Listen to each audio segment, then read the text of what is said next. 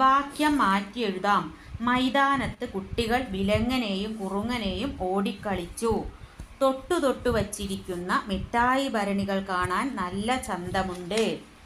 അടിയിൽ വരയിട്ട വാക്കുകൾക്ക് പകരം തലങ്ങും വിലങ്ങും നിരനിരയായി തുടങ്ങിയ വാക്കുകൾ ഉപയോഗിച്ച് വാക്യങ്ങൾ മാറ്റി എഴുതൂ എന്നാണ് പറഞ്ഞിരിക്കുന്നത്.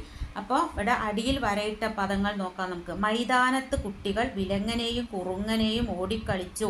അതിൽ വിലങ്ങനെയും കുറുങ്ങനെയും എന്നുള്ളത് അടിയിൽ വരച്ചിട്ടുണ്ട്. അപ്പോൾ ആ പദങ്ങൾക്ക് പകരം നമ്മൾ എന്ത് ചെയ്യണം?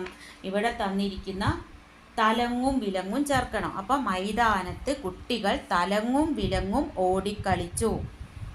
അങ്ങനെയാണ് എഴുതേണ്ടത്. ഇനി അടുത്തതോ, തൊട്ടു തൊട്ടു വച്ചിരിക്കുന്ന മിഠായി ഭരണികൾ കാണാൻ നല്ല ചന്തമുണ്ട്.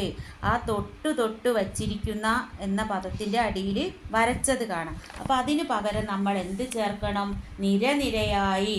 അപ്പം എങ്ങനെ എഴുതുക?